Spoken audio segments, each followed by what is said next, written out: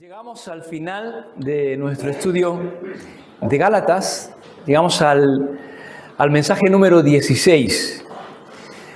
Y durante 16 semanas, hermanos, hemos estado estudiando esta carta que el apóstol Pablo envía no a una iglesia, sino a un grupo de iglesias en lo que se conocía como la provincia romana de Galacia, era una región, y que eran unas iglesias que habían nacido por la predicación del Evangelio de Jesús bajo el ministerio de Pablo y de Bernabé, pero a las cuales después de su partida habían llegado otras personas, otros hombres, otros maestros, falsos maestros en realidad, los legalistas, los judaizantes, predicando un evangelio distinto, enseñando que Jesús no era suficiente, que la obra de Jesús no era suficiente para nuestra salvación, sino que para ser verdaderamente cristianos y realmente experimentar la salvación, los gálatas tenían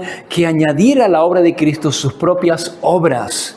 Tenían que circuncidarse, tenían que guardar la ley de Moisés, tenían que guardar una serie de ritos y costumbres de los judíos, porque si no hacían eso, realmente ellos no eran verdaderamente cristianos y no podían tener verdaderamente libertad, no podían ser verdaderamente salvos. Y Pablo era un hombre que amaba. Pablo era un hombre que amaba a la iglesia. Pablo era un hombre que amaba a los gálatas. Y cuando ve que los gálatas están siendo confundidos en algo tan importante como cuál es la forma en la cual el hombre puede ser salvo, cuál es la forma en la cual el hombre puede ser justificado delante de Dios, Pablo no puede estarse quieto.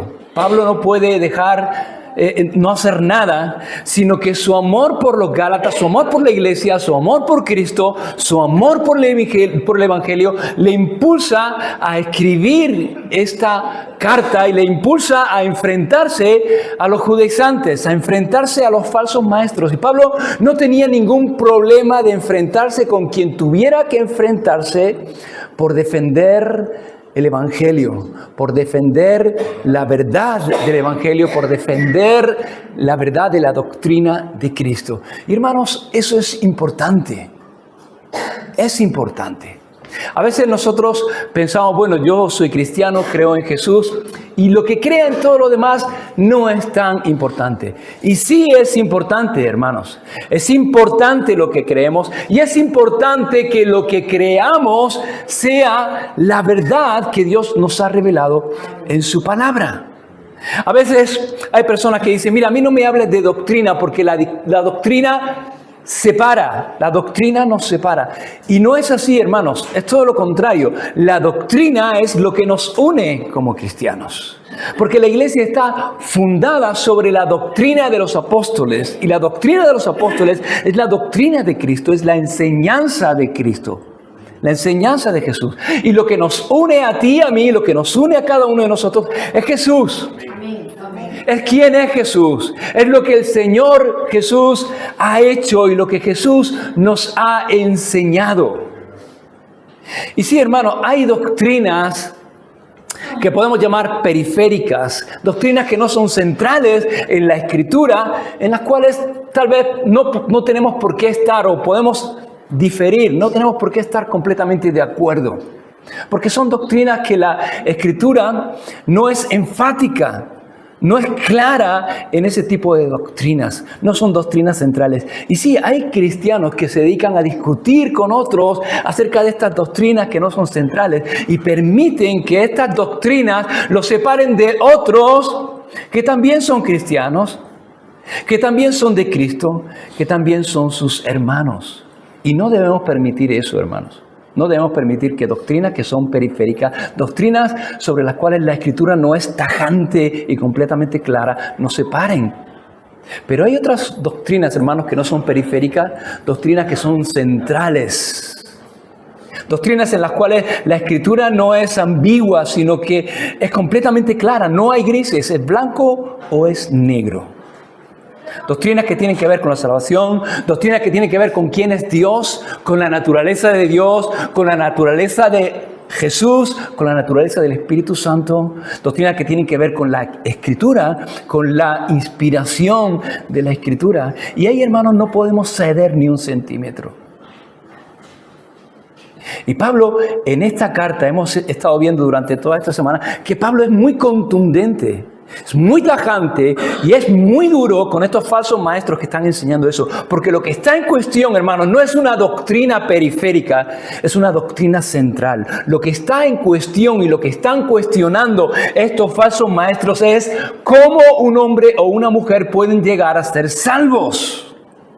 Y están diciendo que la obra de Jesús no es completa, no es suficiente. Y Pablo en esto no puede transigir.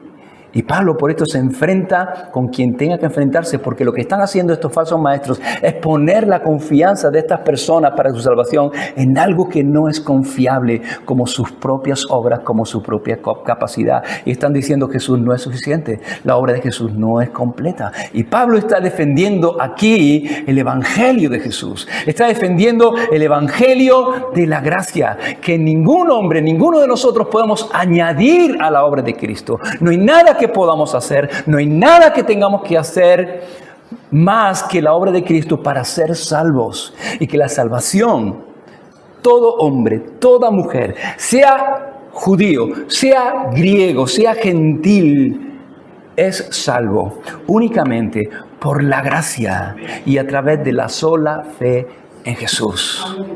Y Pablo, en esta carta hemos estado viendo durante toda esta semana cómo está defendiendo y está exponiendo el evangelio de la gracia, hermanos. Y en los primeros capítulos, en el capítulo 1 y 2, Pablo habla acerca de su experiencia con la gracia. En el capítulo 3 y 4, Pablo expone y enseña la doctrina de la gracia. Y en los dos últimos capítulos que hemos estado viendo estas últimas semanas, Pablo está hablando, es una parte más práctica, está hablando acerca de la respuesta ante la gracia. ¿Cuál debe ser la respuesta de una persona que ha recibido y ha experimentado la gracia de Dios? ¿Cómo es y cómo debe ser una persona que ha entendido realmente y ha experimentado el evangelio de la gracia? Y lo que hemos venido viendo en este capítulo 5 y en este capítulo 6 es que el apóstol Pablo está mostrando que el creyente que vive bajo la ley y el cristiano que vive bajo la gracia son completamente distintos, completamente diferentes. Y no es un asunto solo de diferencia doctrinal, es una diferencia de vida. Son dos mundos totalmente diferentes, son dos modos diferentes de vida. Uno vive en la esclavitud del yugo de la ley, el otro en la libertad en la que Cristo nos ha hecho libres. Que no es una libertad para pecar, sino una libertad para vivir conforme a la voluntad de Dios. Uno, el legalista, vive en la carne. El otro, el que ha entendido la gracia de Dios, vive en el Espíritu. Dice Gálatas 6, del 13 al 26, estuvimos viendo. Uno vive para sí mismo. El legalista vive enfocado en sí mismo. Pero el que ha entendido y ha experimentado la gracia de Dios, vive enfocado en los demás. Y extiende esa misma gracia que ha recibido a otros. Lo veíamos la semana pasada. Y Pablo va a terminar esta carta con una última diferencia, un cuarto contraste. Uno, el legalista, vive para agradar a los hombres. El que ha entendido la gracia de Dios, vive para la gloria de Dios. Vive para agradar a Dios. Y llegamos al versículo 11. Y entonces Pablo dice, mirad con cuán grandes letras os escribo de mi propia mano. Pablo está terminando esta carta.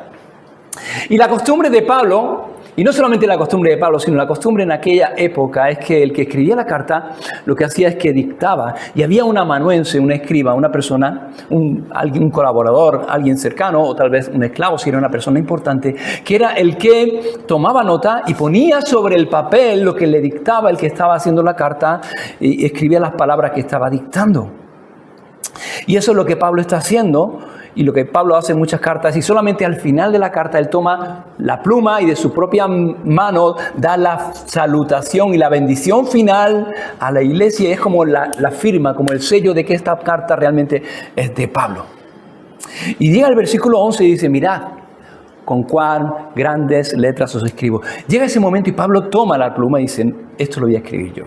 Toma la pluma y dice, mirad con cuán grandes letras os escribo de mi propia mano. Algunos piensan que esto de grandes letras tal vez tenga que ver con alguna dolencia que tenía Pablo. Muchos piensan que Pablo tenía un problema en los ojos, basado en algunos versículos de sus cartas, y que Pablo está escribiendo con letras grandes porque no ve bien y entonces no ve las letras y dice, mirad con cuán grandes letras os escribo.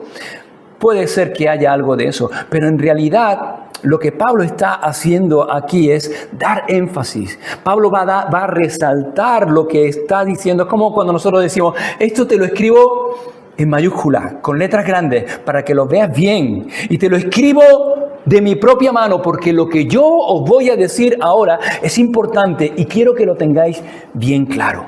¿Y de qué va a hablar Pablo a partir de este versículo 11 y en los siguientes versículos? Pablo va a hablar y va a tratar acerca de los motivos y acerca de las intenciones. Y hermanos, los motivos son importantes. Lo que hacemos es importante, pero más importante que lo que hacemos es por qué hacemos lo que hacemos. ¿Cuál es nuestra motivación? Hay un pasaje en Juan, en el Evangelio de Juan, capítulo 1, que a mí siempre me gusta mucho y que siempre lo tengo muy presente. Y es cuando Juan el Bautista señala a Jesús y dice, he aquí el Cordero de Dios que quita el pecado del mundo. Y hay algunos de los discípulos que son discípulos de Juan, que cuando escuchan a Juan señalar a Jesús y dar testimonio de Jesús, ellos dejan a Juan y comienzan a seguir a Jesús. Y en un momento dado Jesús se da cuenta de que esto lo están siguiendo, se da la vuelta y Jesús les hace esta pregunta, le dice, ¿qué buscáis? Y es una buena pregunta, hermanos.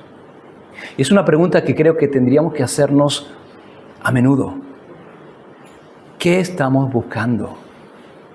Cuando hacemos lo que hacemos, cuando venimos a un lugar como este, cuando estamos sirviendo a Jesús, ¿qué estamos buscando? ¿Cuál es nuestra motivación? ¿Cuál es el propósito?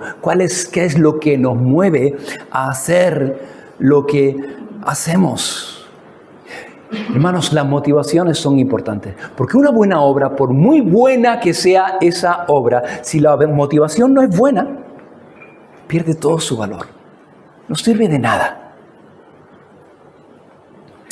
Y Dios, hermanos, finalmente no mira tanto lo que hacemos, sino cómo lo hacemos y por qué lo hacemos. Nosotros vemos lo externo, lo que uno hace, lo que otro hace, lo que no hace. Eso lo vemos nosotros. Pero ¿sabes lo que ve Dios? Dios ve el corazón. Dios ve las motivaciones.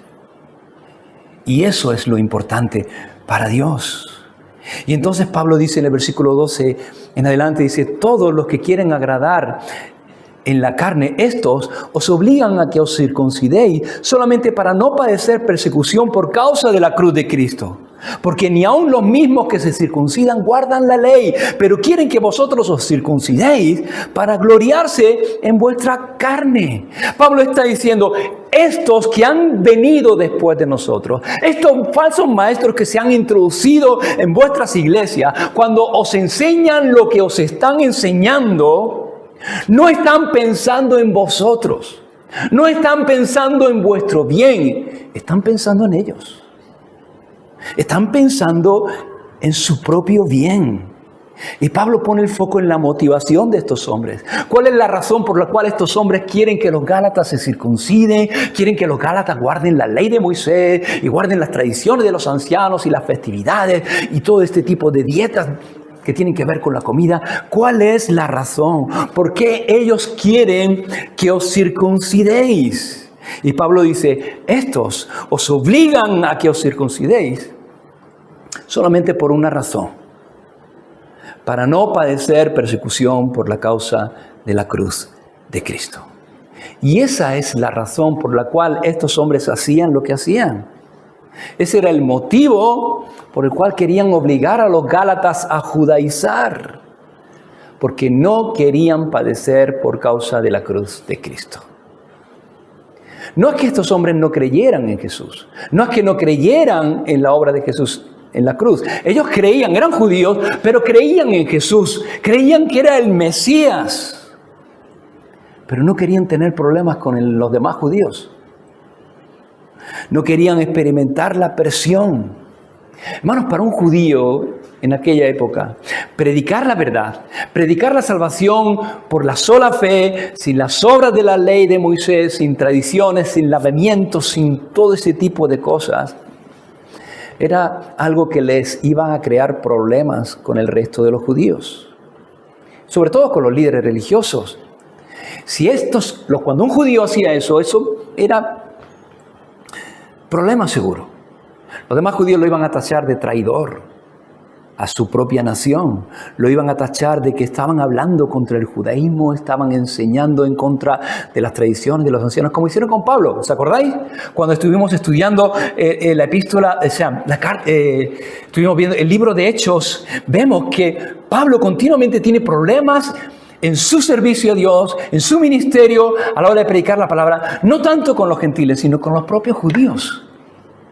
Y perseguían continuamente a Pablo los de su propia nación y lo tachaban de traidor, de que hablaba contra el templo, contra los lugares santos, contra Moisés, contra la tradición de los ancianos. Y no era verdad, pero lo acusaban de eso. Y estos hombres no quieren eso, no quieren tener problemas con los judíos. Querían estar ahí entre dos aguas. No querían experimentar la misma presión que Jesús experimentó de los fariseos, de los escribas. Ellos no querían eso, no querían experimentar el rechazo de los de su nación. Y a nadie, hermanos, ¿a quién le gusta ser perseguido? Levante la mano. A nadie nos gusta ser perseguidos, a nadie nos gusta sentir la presión de grupo. Y muchas veces, hermanos, como cristianos, la tentación va a ser esa. La tentación ante la cual nos vamos a enfrentar es la tentación a ceder ante cosas que no tenemos que ceder. A ceder a cosas ante las cuales no tenemos que ceder. ¿Por qué? Por temor a la presión de los demás, por temor al rechazo, por temor a ser menospreciados. La tentación a no decir la verdad. La tentación a camuflar la verdad. Cuando lo que estamos llamados es, hermanos, a eso, a proclamar la verdad. Porque este mundo necesita conocer la verdad. Y la verdad es Cristo. Y la verdad es Jesús. Pero muchas veces nos vemos intimidados a no hablar de Jesús. Y por temor, por no ser señalados, por no ser menospreciados, callamos cuando tenemos que hablar, porque la gente, las personas necesitan escuchar. Hermanos, todos tenemos familiares, tenemos amigos, tenemos compañeros que no creen en Cristo, que no tienen la misma fe que tenemos tú y yo. Y hermanos, tenemos que ser sabios y tenemos que conducirnos sabiamente con esas personas. No tenemos que ser agresivos, no tenemos que atacar a esas personas. No estamos llamados a atacar a las personas, estamos llamados a ganar a las personas para Cristo. Y tenemos que ser sabios muchas veces, no sacar cosas y temas a lo mejor que ellos no puedan entender. Y por supuesto no discutir con personas de temas que ellos no entienden y no pueden entender. Pero una cosa es eso, hermanos, y otra cosa es no decir la verdad cuando lo que tenemos que decir es la verdad. Una cosa es eso y otra cosa es diluir la verdad para que parezca más, para que sea más aceptable, para que sea más tragable para ellos. No podemos hacer eso, hermanos. No podemos diluir el mensaje. No estamos autorizados a eso. Porque si diluimos el mensaje, le quitamos el poder. El Evangelio no puede ser diluido. El Evangelio es poder de Dios para salvación. No podemos callar muchas veces otorgando. Y esa es la tentación. La tentación muchas veces es callar. Pero cuando callamos muchas veces estamos otorgando. Si el callar es otorgar, hermanos, no podemos callar. Y muchas veces la tentación es hacer eso. ¿Para qué? Para no desagradar a las personas. Para evitar el rechazo, para evitar la presión de grupo. Y nos tenemos que preguntar, hermanos, y tenemos que tener muy claro a quién queremos agradar. ¿A quién nos debemos, hermanos? ¿Y a quién queremos agradar? Si a los hombres o a Dios. Y hay cosas en las cuales no podemos ni tenemos que ceder nunca, porque ceder a esas cosas es agradar a los hombres. Y por consiguiente es desagradar a Dios. Y la pregunta es, ¿a quién quieres agradar, hermano? ¿A quién queremos agradar? ¿Qué es de lo que Pablo no puede callarse? Pablo no puede callarse ante lo que está enseñando a estas personas. Pablo no puede callarse ante lo que están haciendo estas personas. Tiene que decir la verdad. Aunque eso le va a crear problemas con los de su propia nación. Porque luego estos van a ir a Jerusalén y a ciertos sitios. Y luego así estaba mirado Pablo. Pero Pablo no puede callar. Pablo tiene que predicar la verdad. La verdad de que solo hay un camino, que es Cristo. Y solo hay un modo de salvación, que es a través de la cruz. La sola cruz de Cristo. Y muchas veces, hermanos, vamos a estar hablando con las personas y tenemos que proclamar, hay un solo camino. Y la gente te va a decir, sí, hombre, siempre igual. Los cristianos siempre tan exclusivistas. Un solo camino. Las demás religiones no sirven para nada, ¿no? Solamente un camino, ¿no? Sí, solamente un camino. Bueno, en realidad hay otros caminos, pero solamente hay un camino que lleva al Padre. No. Todos los caminos llevan a Dios. Todas las religiones, todos los caminos llevan a Dios. Mira, te lo compro. Todas las religiones llevan a Dios. En realidad todos los caminos llevan a Dios, porque todos los caminos y todos los que estamos, sea lo que creas, todos finalmente vas a estar delante de Dios. La cuestión es cómo vas a estar delante de Dios. Y solo hay un camino que te lleva delante de Dios y te justifica delante de Dios. Y ese es Jesús. Y no podemos claudicar en eso, hermanos. Estos hombres hacían lo que hacían para no ser presionados, para no padecer persecución. Pero ¿sabes qué, hermano? Y yo creo que esto lo sabes ya, lo sabemos ya. ¿Sabes qué? Si quieres vivir y quieres caminar con Jesús, tu vida va a ser una vida que va a ser presionada. No podemos pretender o querer ser un discípulo de Jesús y evitar la presión del mundo. Es imposible. No puede ser. Porque una cosa lleva a la otra. Si queremos seguir al Señor, esto viene de serie. La presión del entorno, la persecución, eso viene de serie. Si tú quieres seguir a Jesús, eso viene. Eso está en el paquete.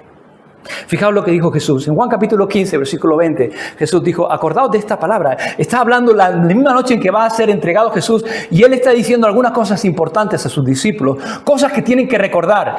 Y entre esas cosas le dice, acordaos de esto, no os olvidéis de esta palabra.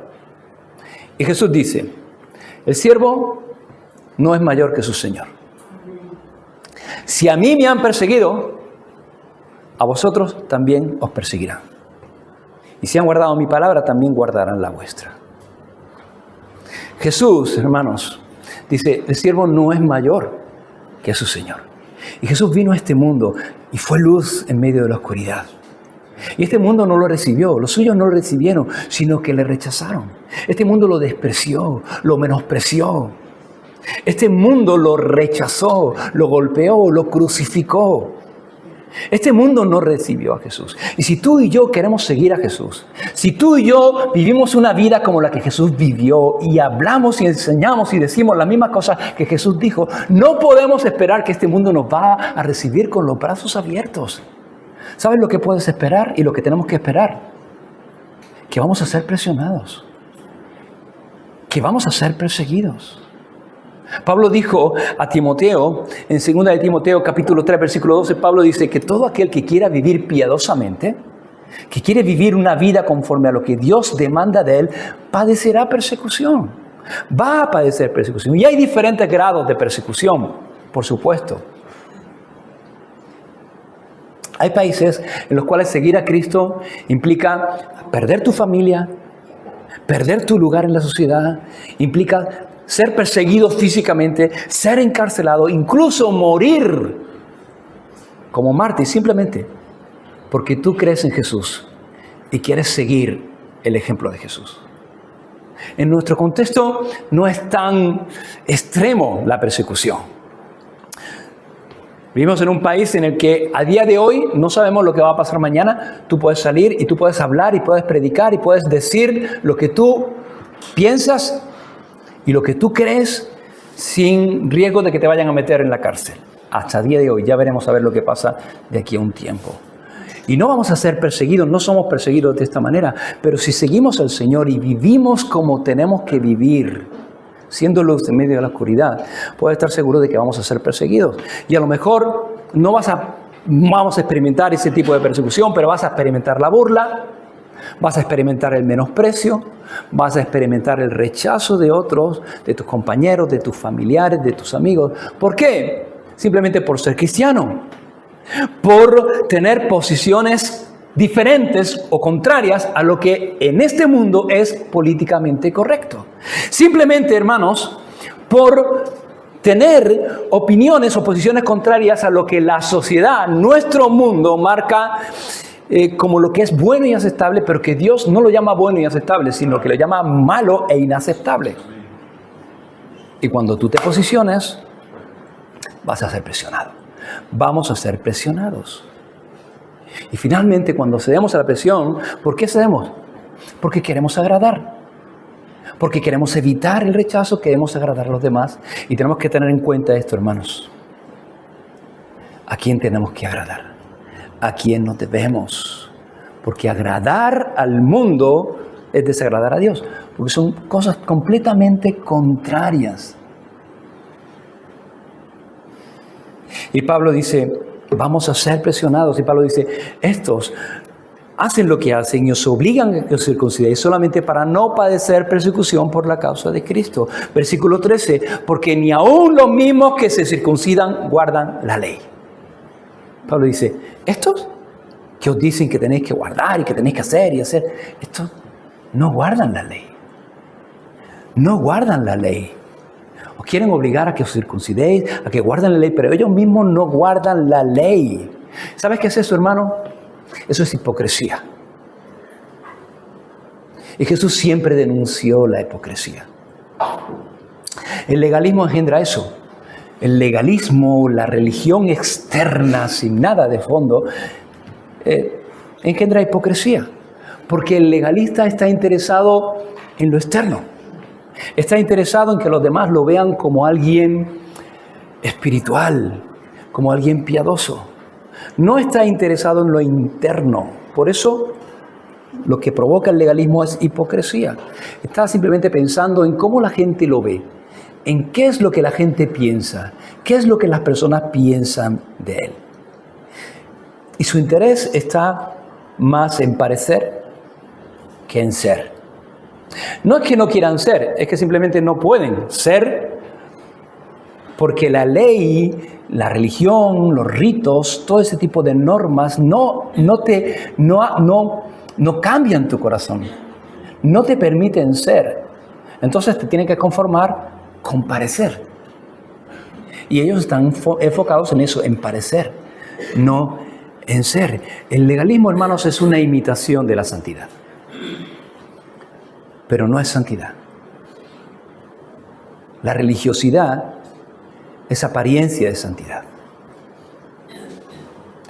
Y nunca va a producir santidad, porque la verdadera santidad es algo interno y es algo que no producimos nosotros, es algo que alguien que está en nosotros produce, que es el Espíritu Santo. El Espíritu Santo es el que nos santifica y el que produce santidad, pero la religión, el legalismo no produce santidad, simplemente puede imitar la santidad. Y pueden parecer muy piadosos, pueden parecer muy espirituales, pero en realidad ellos lo que quieren es simplemente echar sobre otros una carga que ni siquiera ellos tocan con un dedo. Esa fue la denuncia de Jesús a los escribas y a los fariseos cuando caminó con esta tierra. Y esa es la diferencia, hermanos, entre una persona carnal, un legalista, una persona carnal que se deja guiar por los deseos de la carne y una persona espiritual que anda en el espíritu. La diferencia entre un legalista y una persona que ha entendido y ha experimentado la gracia de Dios es que el que ha entendido la gracia de Dios, como veíamos la semana pasada, lo que hace es que sobrelleva las cargas de los otros. No está enfocado en sí, Está enfocado en el otro. No está continuamente pensando en él, en sí mismo, en lo que la gente piensa, en lo que quiere llegar a ser, en su propia gloria, en su propia grandeza. No está pensando continuamente en él mismo, no está enfocado en él. Está enfocado en los demás. El que ha entendido la gracia está enfocado en el otro. Y está enfocado en extender esa gracia que ha recibido de parte de Dios. Y está enfocado en ayudar al hermano, en ayudar a sobrellevar esa carga. Y hermanos, estamos llamados a eso, a llevar la carga los unos de los otros, a amarnos con el amor de Cristo. Pero el legalista no tiene ningún interés en sobrellevar la carga del otro, lo que quiere es sobrecargar al otro. Lo que hace es obligar a las otras personas a hacer cosas que ellos mismos no hacen, que aparentan hacer, a vivir una vida que ellos mismos no viven. Porque viven una vida de hipocresía. ¿Y cuál es la razón? ¿Cuál es el motivo? Pablo dice, para gloriarse en vuestra carne. Versículo 13, pero quieren que vosotros os circuncidéis con un solo objetivo, para gloriarse en vuestra carne, para agradar a los hombres y gloriarse delante de los hombres por causa de vosotros. Eso es lo que los judaizantes están buscando, puntos. Ganar puntos para con los judíos, para con los de su nación. Poder decir, nosotros estamos haciendo prosélitos. Estamos convirtiendo a la gente a los judaísmos. Estamos haciendo que el judaísmo avance, que el judaísmo vaya creciendo. Ellos se glorían en vuestra carne. Lo único que ellos querían era presumir de lo que habían conseguido. De lo que habían conseguido con los gentiles, de lo que habían conseguido con los gálatas. Poder decir, mira, ¿ves? Todos están circuncidados. ¿Ves? Todos guardan la ley de Moisés. Todos guardan la tradición de los ancianos. ¿Y sabéis por qué? Porque nosotros los hemos enseñado. ¿De quién es el mérito? ¿Para quién es la gloria? Para mí, para nosotros. A mi nombre, gloria. ¿No? Eso es lo que están haciendo. Eso es lo que están buscando. Dice, quieren gloriarse en vuestra carne. Y dice Pablo en el versículo 14, pero lejos esté de mí gloriarme, lejos esté de mí presumir. Y eso es un riesgo, hermanos, que todos corremos como cristianos y del cual tenemos que tener cuidado, el orgullo. Queremos presumir de quiénes somos, queremos presumir de nuestra madurez en Cristo, queremos presumir de lo que hacemos por Jesús, queremos presumir de cómo hemos afectado a la vida de otros. Y realmente, hermanos, hay algo de lo que podamos presumir. No hay nada de lo cual podamos presumir. Pablo, en 1 Corintios capítulo 15, versículo 10, dice esta frase, dice, por la gracia de Dios soy lo que soy. Pablo dice, lo que soy, si soy algo, lo que soy, lo soy por la gracia de Dios. Y en este versículo Pablo dice, no me puedo gloriar de nada. Y no me voy a gloriar de nada. Lejos esté de mí gloriarme, sino en ¿qué? Dice Pablo, sino en la cruz de nuestro Señor Jesucristo. Lejos esté de mí gloriarme, sino en la cruz de Cristo, en la obra de Cristo. Yo no me glorío en nada de lo que yo haya hecho, yo puedo hacer. ¿Sabéis en lo que yo me glorío? En lo que Cristo ha hecho por mí. Esa es mi gloria. Mi gloria es la obra de Cristo, no mi obra, lo que Cristo ha hecho por mí. La obra de Jesús en la cruz, por quien el mundo, dice Pablo, me he crucificado a mí y yo al mundo. ¿Y cuál era el mundo de Pablo, hermanos? El mundo de Pablo era todo lo que él era delante de los hombres. Que él era un rabino, alguien que había aprendido a los pies del rabino más importante, no solamente de esa época, sino de los más importantes de toda la historia de Israel. Él era un fariseo, él era un religioso, alguien que procuraba andar conforme a la ley, conforme a la religiosidad. Todo aquello en lo cual él se gloriaba, eso era el mundo de Pablo. Dice Pablo en Filipenses capítulo 3, versículo 4 al 9, dice, yo también tengo de que confiar en la carne. Si alguno piensa que tiene de qué confiar en la carne, yo más. circuncidado al 8º día del linaje de Israel, de la tribu de Benjamín, hebreo de hebreos, en cuanto a la ley, fariseo, en cuanto a celo, perseguidor de la iglesia, nadie me ganaba. En cuanto a justicia, en cuanto a la justicia que es por la ley, irreprensible. Pero todas estas cosas, dice Pablo, pero cuantas cosas eran para mí ganancia, las he estimado como pérdida por el amor de Cristo. Y ciertamente aún estimo todas las cosas como pérdida por la excelencia del conocimiento de Cristo Jesús, mi Señor, por amor del cual lo he perdido todo y lo tengo por basura con tal de ganar de ganar a Cristo y ser hallado en Él, no en mi propia justicia, no en la justicia de la ley, que es por la ley, sino la que es por la fe en Jesús. La justicia que es de Dios por la fe. Ese era el mundo de Pablo. Eso es en lo que Pablo confiaba. Ese era todo su mundo. Y todo el mundo de Saulo, todo este mundo religioso, Pablo dice, ¿sabes qué? Este mundo se acabó para mí. Yo estoy muerto para este mundo. Y este mundo está muerto para mí. Porque ninguna religión, ningún acto religioso, ninguna norma, ningún ritual religioso te va a dar la libertad que solo Jesús te puede dar y que solo Jesús te quiere dar. Y Pablo podía dar testimonio de eso. Porque si había alguien que había sido religioso y que había tratado de cumplir con la religión, ese era Pablo. Pero todo ese mundo de reglas, de ritos, de mandamientos, de normas que cumplir, no produjo ningún cambio en la vida de Pablo. Nada de eso pudo cambiar su corazón. Pero cuando tuvo un encuentro con el Cristo resucitado, cuando se encontró con el Cristo resucitado en el camino a Damasco, todo lo que la religión no había podido conseguir durante años y años de esfuerzo y de sacrificio, de intentar acercarse a Dios por sus propios méritos, todo lo que la religión durante años no pudo conseguir, en un momento, en un segundo, en un encuentro con el Cristo resucitado, cambió. Lo cambió por completo. Y eso es lo que Jesús hace. Y eso es lo que Jesús quiere hacer en tu vida y en mi vida. Él quiere cambiarnos. Él quiere cambiar nuestra vida. La religión, el legalismo que tenía Pablo, lo dejó vacío. Completamente vacío. Y si tú quieres tomar, o si queremos tomar ese camino que tiene que ver con hacer o con no hacer, con reglas, con ritos, con normas, terminamos como Pablo, vacíos, completamente vacíos, secos. ¿Por qué? Porque estamos buscando algo en un lugar donde jamás lo podemos encontrar. Porque la ley, la religión, las normas, el legalismo no nos puede salvar, no nos puede saciar.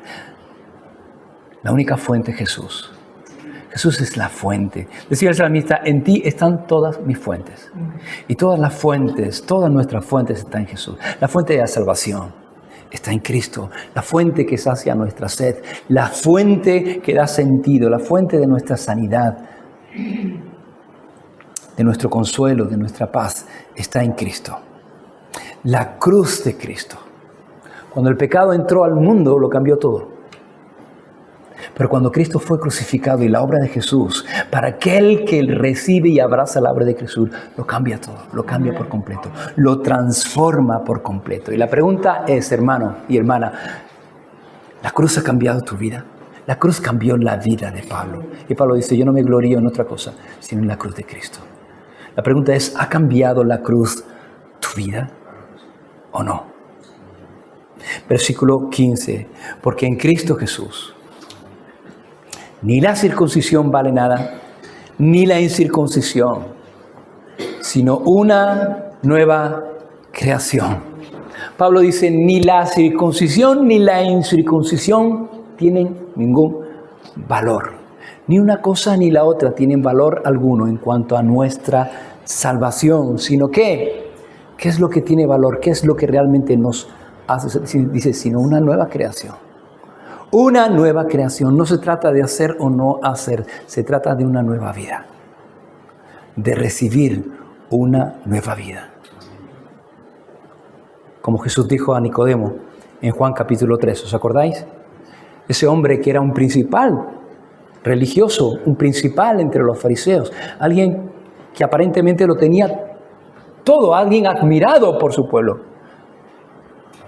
Cualquiera podría decir, ¿quién va a estar más cerca que Nicodemo? Es un principal, es una persona religiosa, es una persona que intenta. Sin embargo, había un vacío, como había el vacío en la vida de Pablo, había un vacío en su corazón. Y cuando escucha a Jesús y ve lo que Jesús hace, viene por la noche y le viene con una pregunta en su corazón. La pregunta es, ¿cómo puedo ser salvo? Esa es la pregunta que viene en el corazón de Nicodemo. Porque él era consciente de que no cumplía la ley. De que no podía cumplir la ley, que era simplemente algo externo. Sí, la gente podía ver mucho, pero la gente no veía su corazón. Y Dios sí veía su corazón. ¿Cómo puedo ser salvo?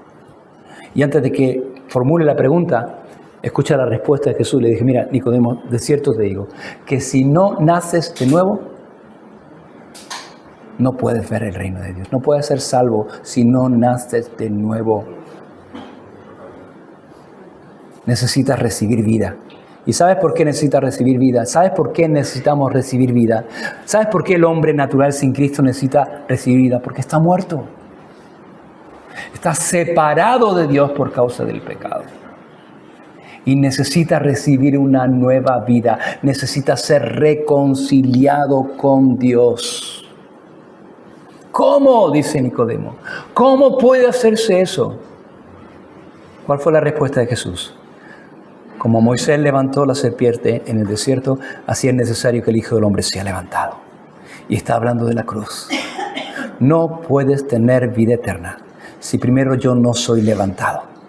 Si primero yo no muero por tus pecados en la cruz. Si primero yo no quito ese muro de separación que hay entre tu vida y Dios. Y se trata de eso, hermanos. Se trata de una nueva creación.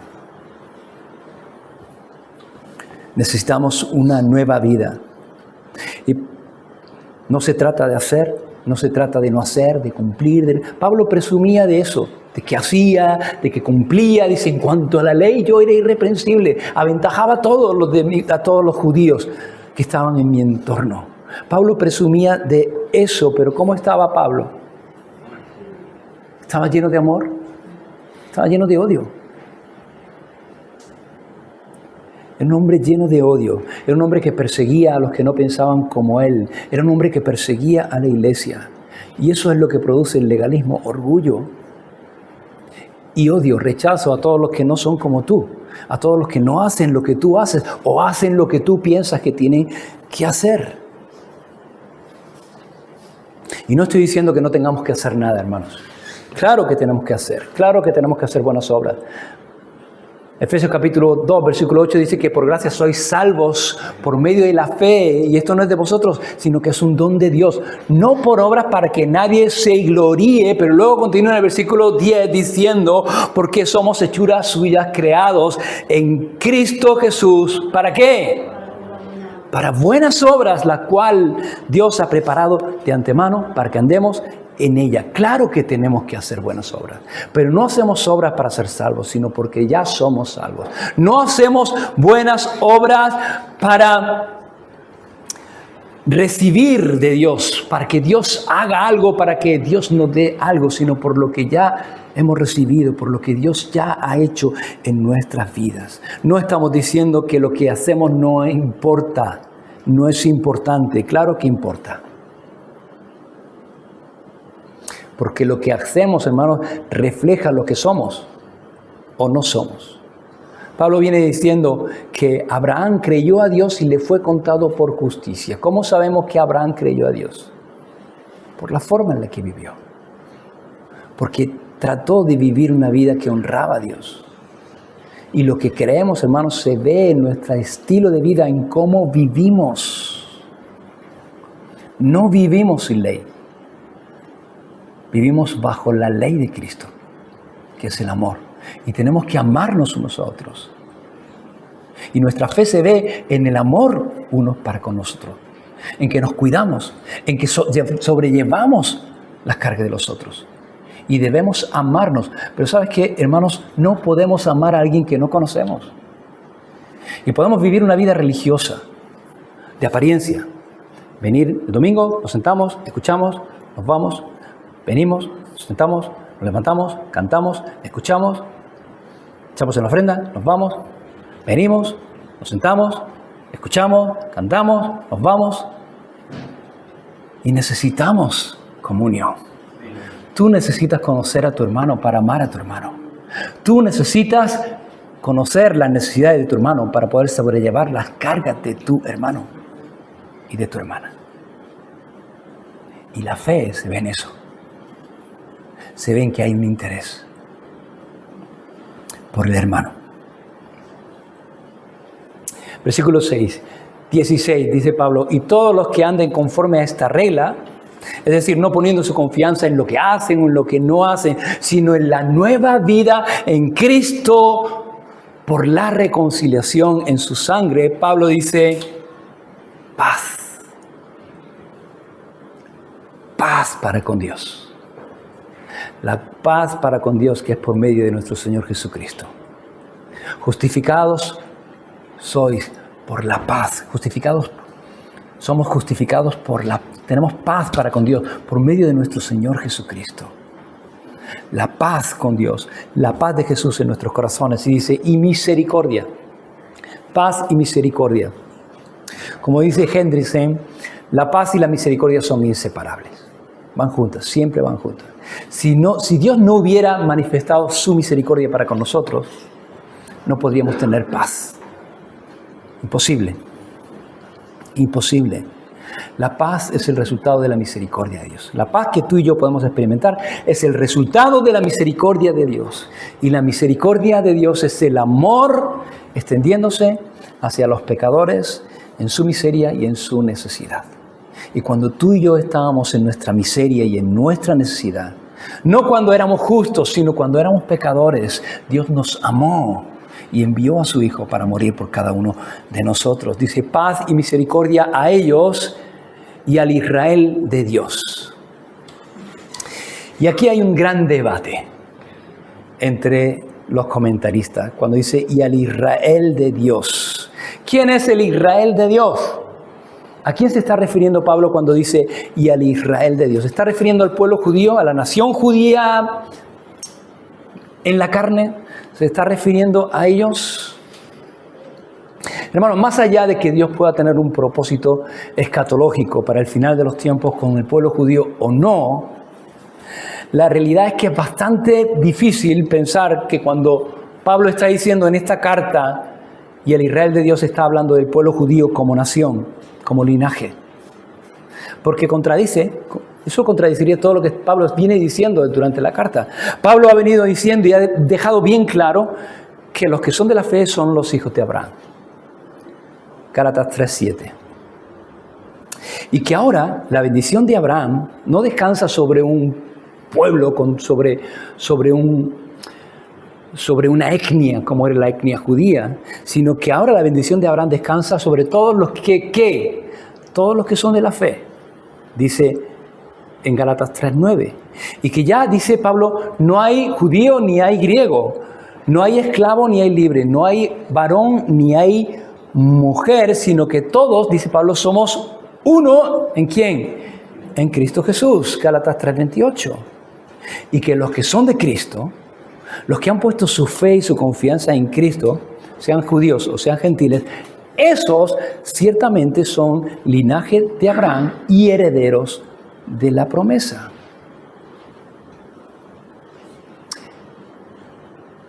El Israel de Dios, hermanos, está compuesto por judíos, por gentiles, por africanos, por asiáticos, de toda lengua, de toda tribu, de toda nación, compuesto por personas que han nacido de nuevo,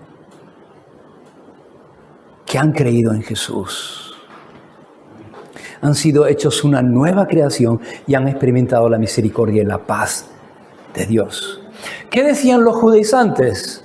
¿Recordáis? Lo decíamos la primera semana. Estamos terminando. Los judaizantes decían que para que un gentil pudiera ser salvo, primeramente tenía que hacerse judío.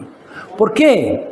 Porque todas las promesas y todas las bendiciones de Dios, incluida la bendición de la salvación, son para el pueblo de Israel, el cual es el pueblo de Dios.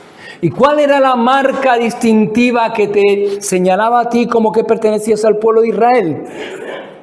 La circuncisión.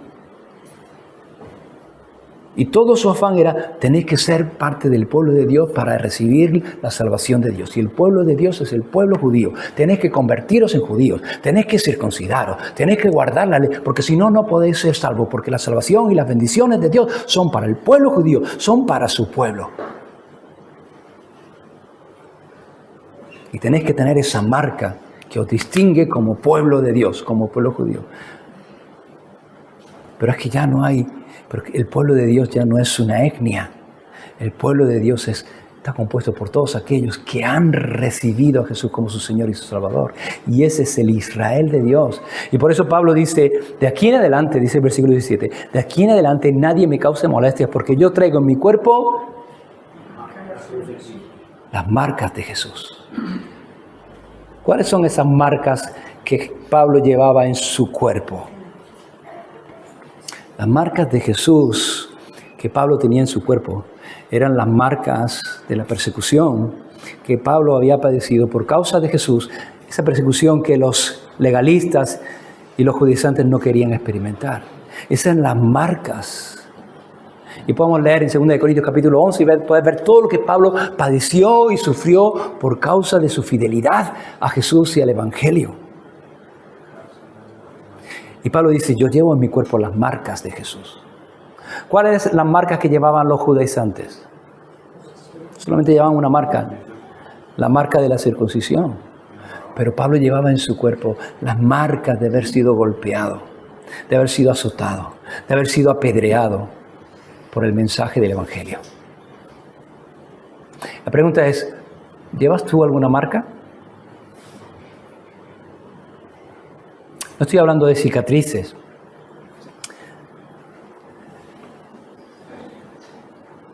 Cambio la pregunta. ¿Cómo te ha marcado a ti el Evangelio de Jesús? ¿Cómo nos ha marcado o cómo nos marca, cómo nos ha marcado el Evangelio que estamos viviendo? Para los judaizantes, la marca que los señalaba como parte del pueblo de Dios, según ellos, era la circuncisión. ¿Cuál es la marca en tu vida, en mi vida, que nos señala, que nos identifica como pueblo de Dios, como realmente cristianos? ¿Cómo podemos identificarnos? ¿Cómo nos identificamos? ¿Qué dijo Jesús? Jesús dijo, por sus frutos los conoceréis. Cuando había ahí y si viene un profeta, un falso profeta, y que va a hacer daño y que va a enseñar una cosa diferente, y aunque y va a hacer señales incluso, ¿cómo podemos conocer? Si hacen milagros incluso, ¿cómo podemos saber si realmente es del Señor o no es del Señor? Si realmente es un verdadero cristiano, Jesús dijo, por sus frutos lo conoceréis. Y hace unas semanas estuvimos hablando de fruto.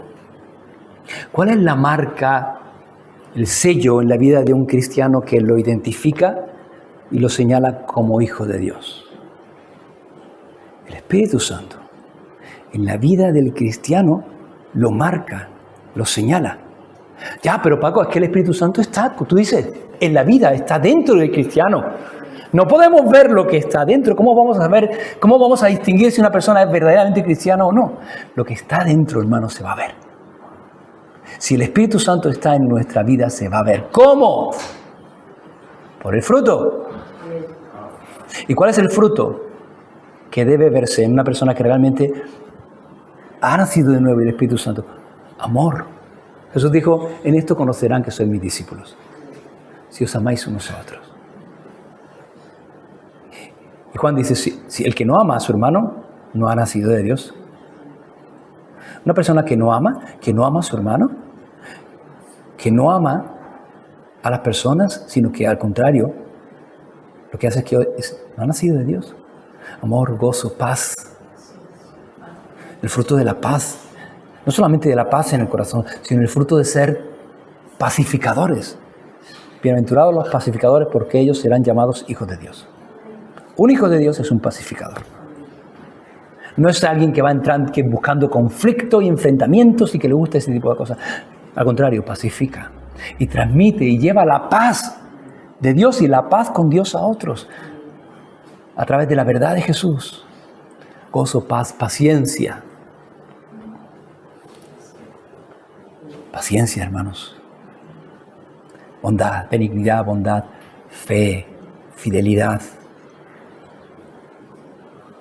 La marca de un cristiano es la fidelidad, hermanos, al Señor. Fe, mansedumbre. No es una persona pusilánime, no es una persona débil, es una persona que tiene poder, pero bajo control. Es una persona humilde. No es una persona que tiene una mala opinión de sí misma. No es una persona que piensa poco de sí mismo, sino que piensa poco en sí mismo. Piensa en los demás. Dominio propio.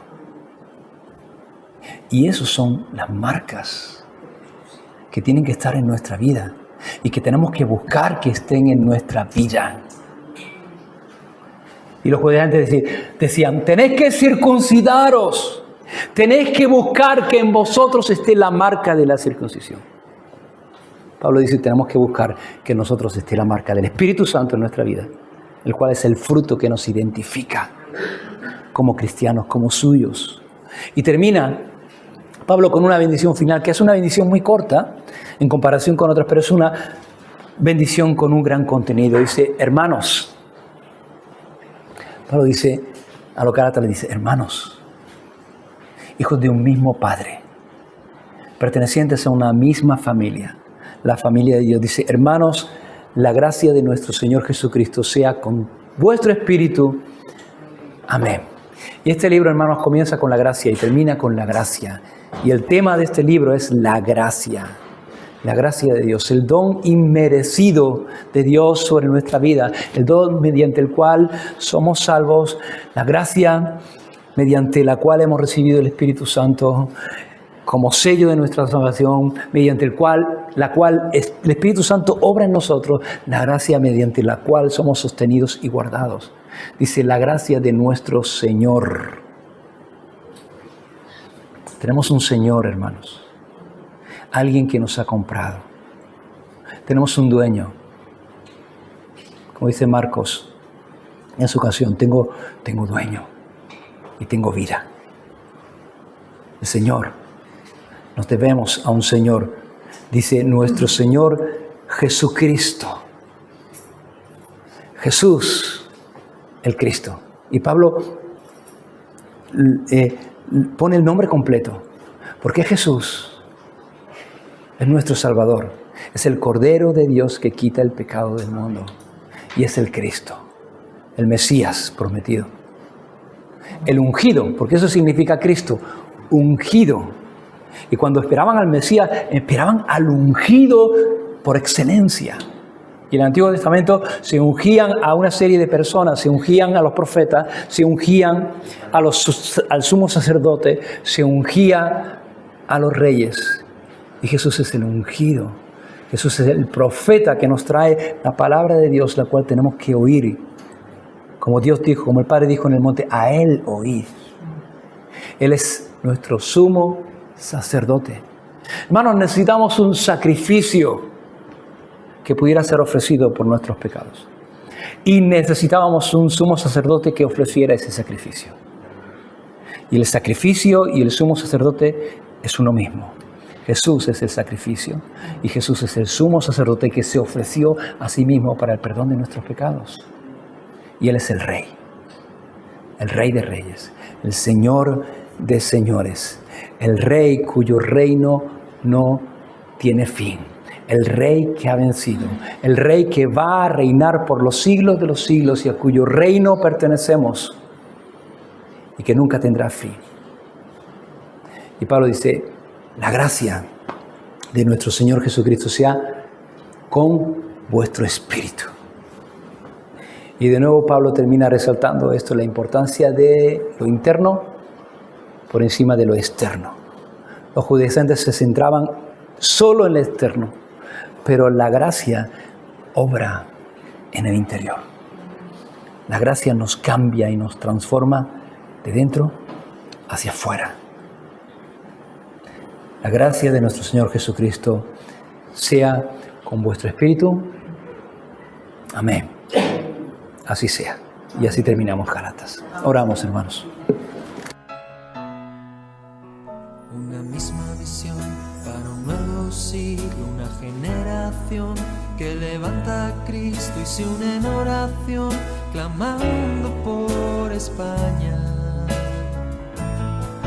Nuestras posesiones, nuestros corazones pertenecen al Señor de señores, no importa el precio, salva nuestra España. Las barcas y